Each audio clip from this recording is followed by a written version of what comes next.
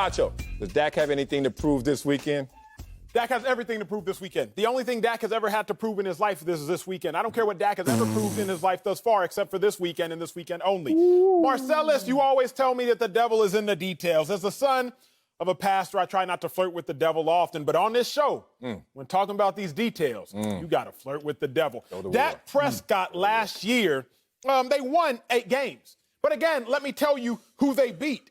They beat the Redskins, or former Redskins, now football team, twice. They beat the Giants twice. They beat the Lions. They beat the Rams. They beat the Dolphins. They beat the Eagles. The Dallas Cowboys actually didn't beat any playoff teams last year. Wait a second, Acho, you got that wrong. Hold up. They beat one playoff team last year. The playoff team that they beat was the Eagles. And the only reason the Eagles made it to the playoffs was because the Eagles beat the Cowboys when it mattered most. Okay, let's talk about this season. Stop taking to the past, Acho. I'm not worried about the past. Talk to me about the present.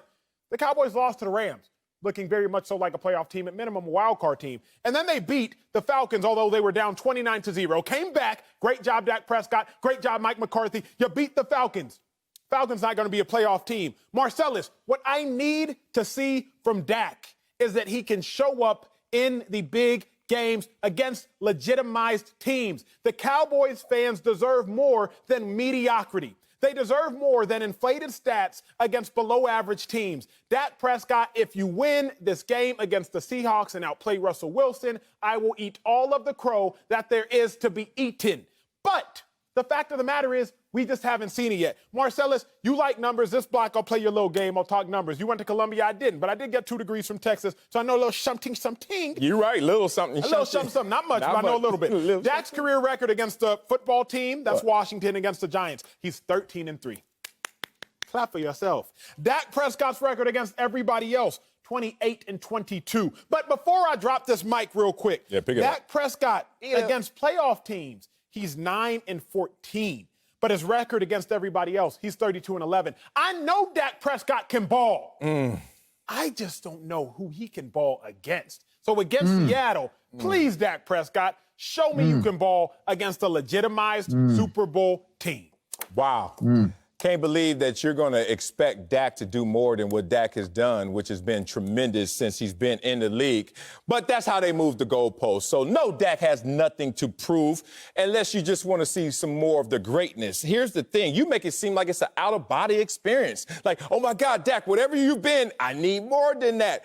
More than what? I am 4th all-time in NFL history and all-time passer rating. But you need more. Okay, that's fine. I get it, because I remember when I first got in the league, and I'm Dak Prescott, and I'm sitting there holding a clipboard for Tony Romo, and I'm looking at Tony Romo, I was like, why are you not going out there to play? And Tony Romo couldn't play. And Dak took over that team and won 13 games that year and took up to the playoffs. But everyone, the first few years for Dak was like, where's the team success? Okay, you got 13 wins your first year, and then after that, where's the team success? Get us over the hump. We need to win another Super Bowl. And then they moved the goalposts. You see where Acho get all those muscles from? It's from moving these goalposts all the way over here to then the spotlight was on Dak. Where are your numbers? Are they winning because of you, or are they winning in spite of you? And the narrative changed. Dak Prescott, you're not getting a contract because you're average. You're a game manager. You're mediocre. And we don't see the numbers. And then Dak just goes out there and says, oh, that's nothing. Personal record, career highs in numbers, almost 5,000 yards passing. And then all of a sudden, #1 offense. And people say, but now we need it all. Where's the team success? Stop moving the goalposts on Dak Prescott. He has proven to you guys that he's already a winner. The second most wins since he's been in the league, but he has more to prove. There are a lot of quarterbacks that are good to great that have not won it all. Do not put that on Dak Prescott. It's time for me to talk back. Marcellus, Dak Prescott isn't mediocre, but Dak Prescott dominates mediocrity. That is the difference. Poetic. That's the issue. That was poetic. He's not mediocre. But who doesn't? He dominates mediocrity. You got to. That's normal. My issue is this. Marcellus, you went to Columbia. In order to go to Columbia, did you take the SAT or the ACT, or did you take both? Man, I had to act and sat. Okay, great. When I went to Texas, I had to take the SAT. And the SAT dictates how well you do on that. That is the dominating factor of how you will get into a university. Not how you scored on your fifth grade math exam. Not how you scored on your biology test in 9th grade. Not how you scored on your Algebra 2 exam. It's how you score on the SAT that dictates your real success and where you're going to go. The Seattle Seahawks, they are the SAT. I don't care what Dak Prescott did in his multiplication table math test in 5th grade. I don't care what Dak Prescott does in his Algebra 2 exam solving for X. I don't care about that. How are you going to do on your SAT test, which is the Seahawks? Good. I hated these classes when you be sitting there like, damn, teacher, you're wrong. And how long you going to keep talking when you're wrong? You kind of wrong on that one, Acho. Seattle is the test? Seattle's the test. He beat Russell Wilson's ass in the playoffs already before. But now you want to say, this is the test. How long ago?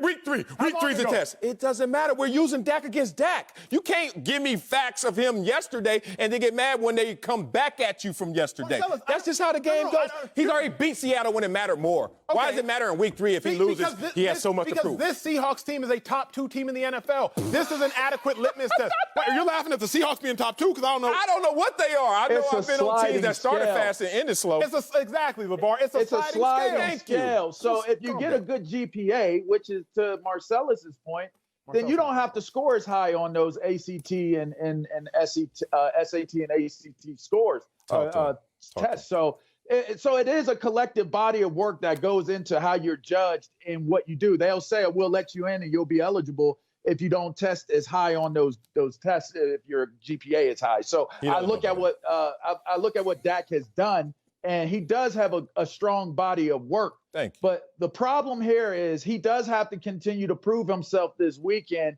based upon the fact that it's not good enough to be good. It's not good enough to even be great when you have a star on your helmet. And that's the sin of being a Dallas Cowboy. He cannot just be great. He has to be great enough. And what is great enough? Every single year. And I had to deal with this in Washington, and it's not even as popular in Dallas as it was in Washington, but yet and still you sell hope in those two markets. They sell Super Bowl or bust every single year in Dallas. So therefore, if you cannot at least get close to winning the Super Bowl, what does that mean? AFC Championship game? Maybe that's acceptable. Making it to the Super Bowl, that's certainly acceptable. But he has to continue to show a trajectory that is going to say, we can get to the Super Bowl or win the Super Bowl with this guy. And it has to be a show and prove. And that's why it's all about him continuing to prove that he can be that guy if he's going to justify the numbers that he's looking for contractually. You know, I got to apologize. Oh, thank you. Finally, somebody can show contrition. I'm sorry. It's my fault. It's my fault. You are wrong. No, you're so wrong. Right. Oh, my God. It's my fault that I actually have legitimate expectation for the Dallas Cowboys. That's my fault. I've realized it now. I saw the setup. I was born in Dallas in 1990. I'm telling on myself. I'm telling my age. But remember what happened in Dallas in the early 90s? Super Bowls. That's what happened. I came out to, the Cowboys won another Super Bowl. The Cowboys won another Super Bowl. I was born into Super Bowls in Dallas. So those are my expectations. To see the Cowboys not only beat legitimate teams, beat playoff teams, and win playoff games. We have not seen a lot out of that. We've not seen a lot of that out of Dak Prescott and these Dallas Cowboys. That is why beating the Seahawks was so important. I need legitimized litmus tests beating legitimized opponents. Here is what the Cowboys fans are doing, because this is what the Cowboys fans have been fed. Therefore, they've lowered their expectations.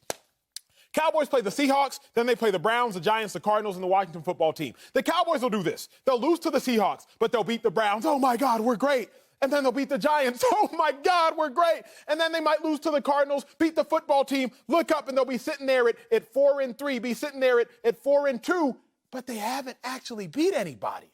And that's the problem in Dallas. Because the expectations have been so low, they started to lower their own expectations. Marcellus, Dak Prescott is 9-14 against opponents who have made the playoffs. I don't care about all those wins that you tell me about. Tell me about the meaningful wins. Again, last year, Dak Prescott beat one playoff team. The only reason that team was in the playoffs is because that team that Dak Prescott beat, the Eagles, beat Dak Prescott. If the Cowboys would have beat the Eagles again, Dak Prescott wouldn't have beat any playoff teams. But instead, Dak was sitting at home because he couldn't go to Lincoln Financial Field and beat the maligned Eagles team. Dak Prescott is a great quarterback. Dak Prescott is not mediocre, but Dak Prescott dominates mediocrity. I need to see Dak Prescott dominate excellence in order to now consider him excellent.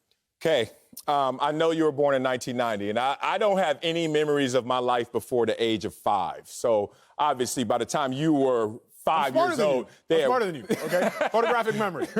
You remember when you were two? You're the one. Here's the thing. So you kind of just weren't cognizant of them winning 3 Super Bowls while mom and daddy taking care of you, you know? Okay, that's fine. I get it. But I'm not going to allow you to conflate. I'm not going to allow you to put this all on Dak when you talk about meaningful wins, because meaningful wins don't just come because of the quarterback. Meaningful wins come because of a collaborative effort. But let's just give you one game as a microcosm, one game to just show you why Dak maybe doesn't win all the meaningful games. I don't know if you were in L.A. watching them play against the Rams a couple years ago in the playoffs. I was. And in that game, Dak wasn't supposed to lead this charge. It was supposed to be Zeke. How did Zeke do in that game? 20 carries, 47 yards. Interesting. How did the O-line do in that game? Not so well, because the O-line has been battered, bruised, and right now, let's be real about it. They're a little overhyped. They battered, we can laugh at this, and the defense did not show up. Then last year, you keep talking about how they didn't beat anybody legitimate. How was the defense last year? Overhyped or not? Yeah. How was Zeke last year compared to what we normally see from Zeke? Started fast and then top 4 rusher. Top 4 rusher. That means he's 4th. Top 4 is never 3, 2, or 1. It's always 4. So here's the thing. And offensive line, between injuries and kind of losing their way, let's just be real about this. But Dak had a career year last year. I just don't like when I see the greats of yesterday, great quarterbacks who never won a Super Bowl. I'm not even going to go through the list because you're going to compare Dak to them. All I'm saying is there have been too many great quarterbacks who have never won it all, who have never beat the legitimate team for it all. I'm not going to put all of that on Dak. Some of that on Dak, but not all of that on Dak. Here's my bigger issue. My bigger issue. Please don't do that. LaVar, please notice what Marcellus does. Dance out. The Cowboys come back and beat the Falcons. Hormone. Oh, my God, Dak Prescott. It's all his glory. Glory and praise be to Dak Prescott. But they was getting spanked. They was getting spanked. But you didn't have to get when there. it comes to the Cowboys' losses, I mean, we can't put this all on Dak now. I mean, come on now. Zeke didn't do his job. Offensive line didn't do his job. I mean, the offensive line been battered and maligned and bruised, whatever other B words he said. But when the Cowboys win, all praise be to Dak. Marcellus, this is not Burger King, sir. You can't just have it your way now. You can't just have it your way. I went there 2 days ago. I thought I could. All right, whatever, man. Look, let me say this, though. Let me say this. During Dak's tenure as the head coach, they have only had one 500 season. They've won all the way through. Come on. So it was good enough. The justification of paying Ezekiel Elliott is present, right? Then why hasn't it been present for Dak Prescott? Because you can't come up with go ahead. Well, that's a good question. No, the thing about it is this is a good question and this is a great topic. It is unequivocally clear that Zeke is a top 5 rusher. Like that, there's no debating that. We don't sit here on this show like, Zeke top 5, Zeke top 5. No. We sit here and we go, we got Zeke, we got McCaffrey, now, you got Saquon. We might start having it now. That's true. Oh, no.